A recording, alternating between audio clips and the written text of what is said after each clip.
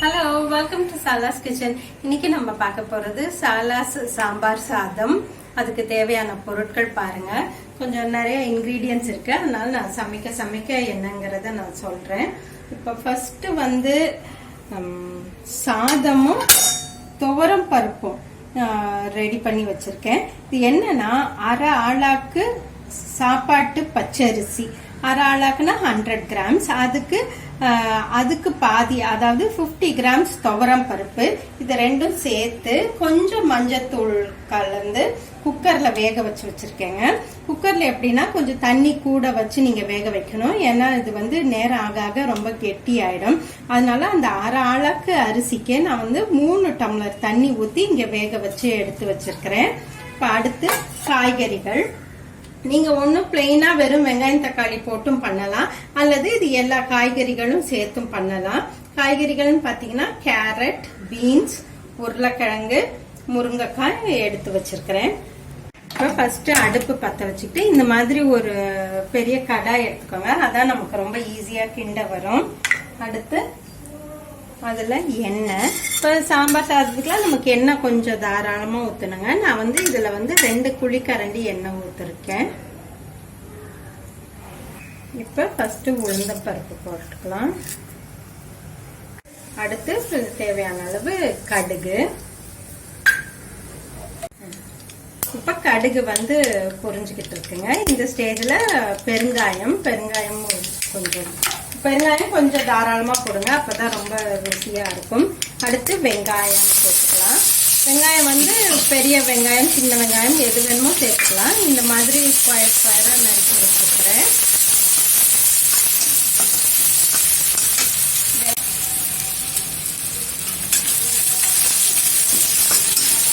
இந்த மாதிரி பாத்திரம் கொஞ்சம் ஒரு பெரிய பாத்திரமா எடுத்துக்கிட்டீங்கன்னா நல்லா தாராளமா கிண்டலாம். அரை ஆளாக்கு அரிசிக்கு நல்லா ஈஸியா 5 பேர் சாப்பிடலாங்க. என்னது நல்லா நிறைய வரும். இப்ப வெங்காயம் ப்ரௌன் ஆயிடுச்சு. இந்த ஸ்டேஜ்ல என்ன பண்ண போறோம்னா இந்த கேரட் அதுல சேர்க்க போறோம். கேரட், பீன்ஸ், அப்புறம் இது முருங்கைக்காய், உருளைக்கிழங்கு.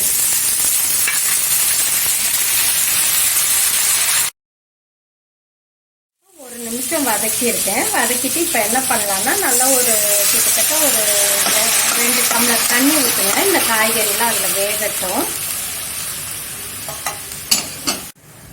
ஒரு மூடி போட்டு மீடியம் ஹீட்ல வச்சிருங்க. வெந்துகிட்டு இருக்கட்டும். வெந்துகிட்டு இருக்கிற நேரத்துல நம்ம வந்து சாம்பார் சாதத்துக்கு தேவையான பொடியை வந்து வறுத்து எடுத்துக்கலாம். எப்பவுமே அந்த சாம்பார் பொடியை வந்து நீங்க அந்த ஃப்ரெஷ்ஷா வறுத்து போடும் போது அது வாசமே ரொம்ப எக்ஸலண்டா இருக்கும். கொஞ்சம் நம்ம எப்பவும் போடுற அந்த சாம்பார் தூளை விட இந்த ரெசிபி கொஞ்சம் வித்தியாசமா இருக்கும்.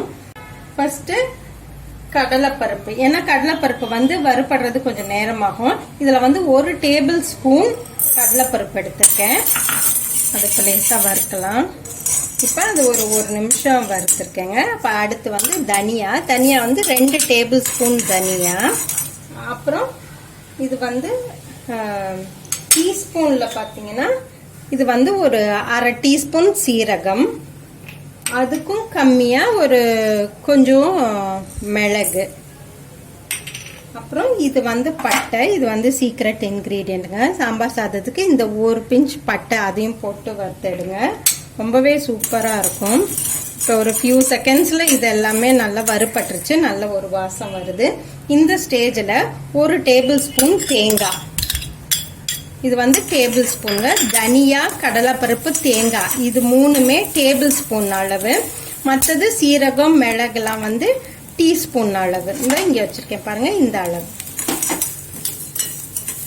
இப்ப இதை அடுப்பை ஆஃப் பண்ணிடலாம். இது வந்து ஆறின பிறகு பவுடர் பண்ணிக்க போறோம். இப்ப காரத்துக்கு வந்து பிளெயின் சில்லி பவுடர் சேர்க்க போறோம். அதுதான் நமக்கு வந்து நல்ல ஒரு கலர் கொடுக்கும். இப்ப இந்த வறுத்து வச்சிருக்க இன்கிரீடியன்ஸ் எல்லாம் பவுடர் பண்ணிக்கலாம். இப்ப இது பவுடர் பண்ணியாச்சு. அடுத்து இப்ப இந்த காய்கறிகளை பார்ப்போம். கிட்டத்தட்ட ஒரு 10 நிமிஷம் ஆயிடுச்சுங்க. ஒரு 3/4 வேக்காடு வெந்தா போதும். இப்ப என்ன பண்ண போறோம்னா இந்த வறுத்து வச்சிருக்க பவுடர் இதுல சேர்க்க போறோம்.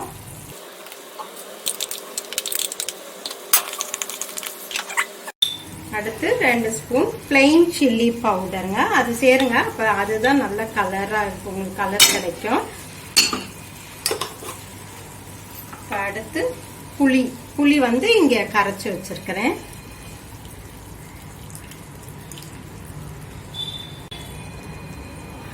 சாதத்துக்கு காய்கறிக்கு ரெண்டுக்குமே நம்ம சேர்த்து உப்பு போடணும்.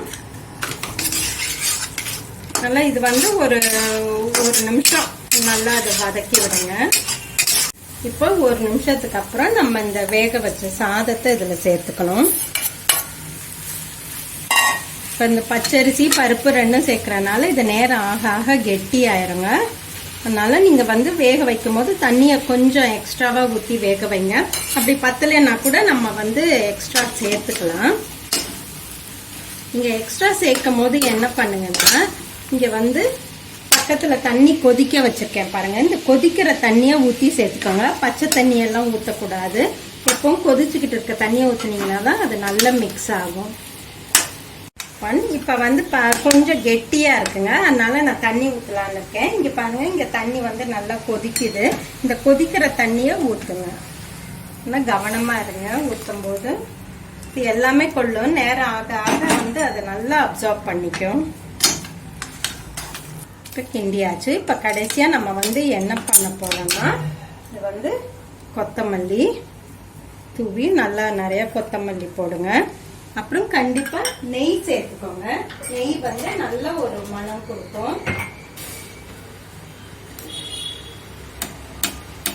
கொஞ்சம் நெய்.